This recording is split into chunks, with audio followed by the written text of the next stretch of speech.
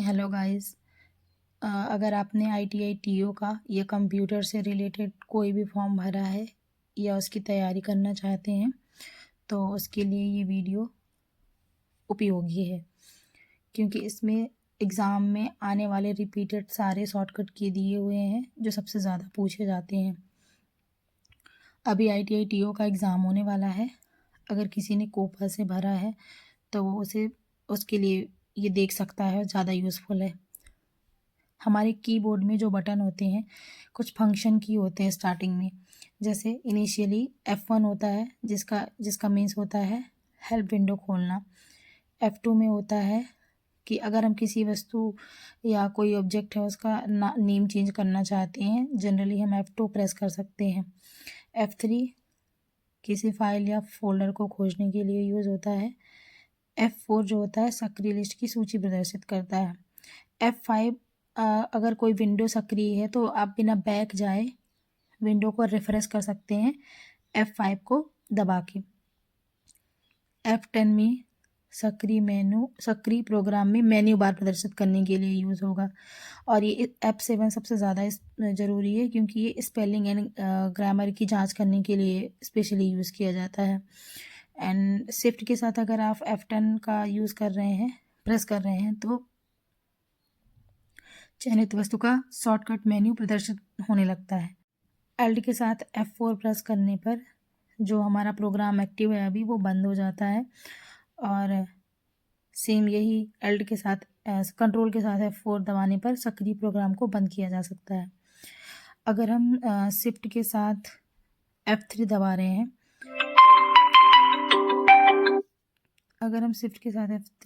हैं तो कैपिटल और स्मॉल लेटर में बदल सकते हैं, बदलने के लिए यूज़ करते हैं। और अगर एस्केप ESC बटन को दबा रहे हैं तो जो हमारा अभी काम चल रहा है उसको कैंसिल या समाप्त करने के लिए करते हैं। और किसी भी चयनित वस्तु को डिलीट करने के लिए DEL को प्रेस करेंगे। और AND को प्रेस कर अगर हम कर रहे हैं तो जो भी हमारी विंडो जिसमें हम काम कर रहे हैं उसके लास्ट में पहुंच जाएंगे। और अगर होम स्क्रीन को दबा रहे हैं तो जो हमारी विंडो सक्रिय है उसके स्टार्टिंग प्रारंभ में पहुंच जाएंगे। और इंटर की बात अगर रही तो इंटर तो सबको पता है कि अगर जो कोई भी हमारा निर्देश संपादित करने का आदेश या वर्ड प्रोग्राम में पैराग्राफ बदलना है या अगले लाइन में जाना है तो इंटर प्रेस करेंगे। टैब का यूज़ विकल्प में आगे बढ़ने या टेबल में अगले ब्लॉक में जाने के लिए करते हैं।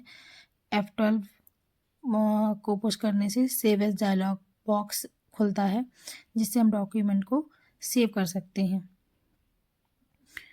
अगर विंडो लोगो के साथ L को दबाते हैं तो कंप्यूटर लॉक करने के लिए लॉक करते हैं।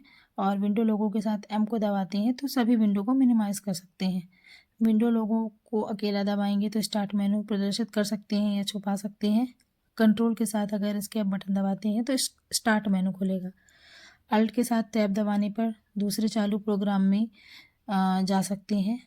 और अल्ट के साथ इंटर दबाने में चयनित विषय की प्रॉपर्टी खोलने के लिए यूज़ कर सकते हैं। शिफ्ट के साथ डेल दबाने पे रिसाइकल बिन में भेजे बिना डिलीट कर सकते हैं। और control shift plus ESC button दबाने से विंडो टास्क मैनेजर खुल जाएगा। अगर हम कंट्रोल के साथ होम को दबाएंगे तो डॉक्यूमेंट के प्रारंभ में जाएंगे।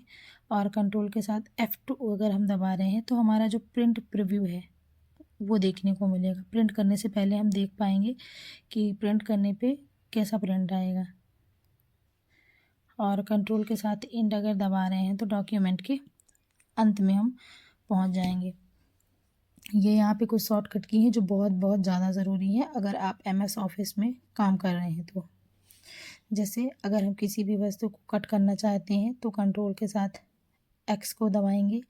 और अगर किसी भी वस्तु को कॉपी करना है तो कंट्रोल के साथ C। और अगर पेस्ट करना है तो कंट्रोल के साथ V पुश करेंगे।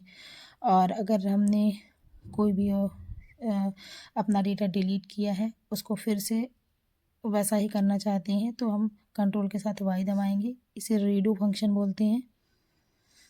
और अगर हम किसी भी कार्य को फिर से डिलीट करना चाहेंगे तो उसे हमने कोई कार्य किया, लिखा उसमें कोई डाटा और उसको डिलीट कर दिया, फिर हम वही डाटा रिटर्न चाहते हैं तो अंडू बटन Ctrl+Z दबाएंगे, जिससे हमारा जो डेटा है वो अंडू हो जाएगा, मतलब डिलीट किया हुआ डेटा फिर से आ जाएगा।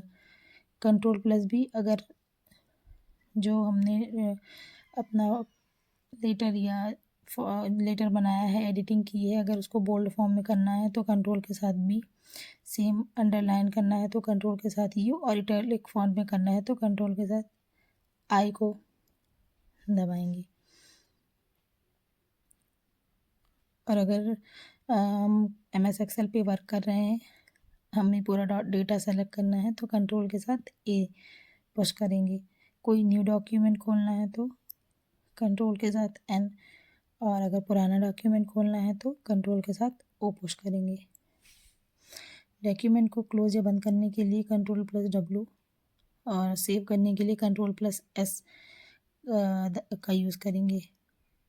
अगर हम अपने डॉक्यूमेंट में कोई टेक्स्ट खोजना चाहते हैं तो कंट्रोल के साथ F का यूज़ करेंगे, और अगर किसी टेक्स्ट को रिप्लेस करना चाहते हैं तो कंट्रोल के साथ H यूज़ करेंगे। और अगर हम किसी विशेष पेज नंबर पर जाना चाहते हैं तो कंट्रोल के साथ G, प्रिंट डायलॉग बॉक्स खोलना चाहते हैं या कोई डेटा प्रिंट करना चाहते हैं तो कंट्रोल के साथ P।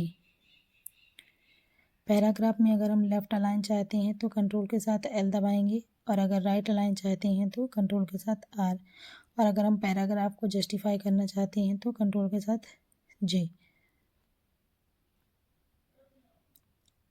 पैराग्राफ को सेंटर अलाइन करने के लिए कंट्रोल के साथ E पुश करेंगे, और एक पेज आगे जाने के लिए पेज अप, एक पेज पीछे जाने के लिए पेज डाउन का यूज़ करेंगे। और फॉन्ट विंडो खोलने के लिए Ctrl+D, और पेज ब्रेक देना है तो Ctrl+रिटर्न का यूज़ करेंगे। अगर संबंधित मेन्यू प्रदर्शित करना है तो अल्ट के साथ अंडरलाइन का यूज़ करेंगे। सो गाइज, यहाँ पे कुछ वेरी इंपॉर्टेंट शॉर्टकट की थे जो यूज़फुल हैं हमारे कॉम्पिटिटिव या फिर गवर्नमेंट एग्ज़ाम पर्पस के हिसाब से, अगर आप कंप्यूटर से रिलेटेड कोई भी एग्ज़ाम देना चाहते हैं तो।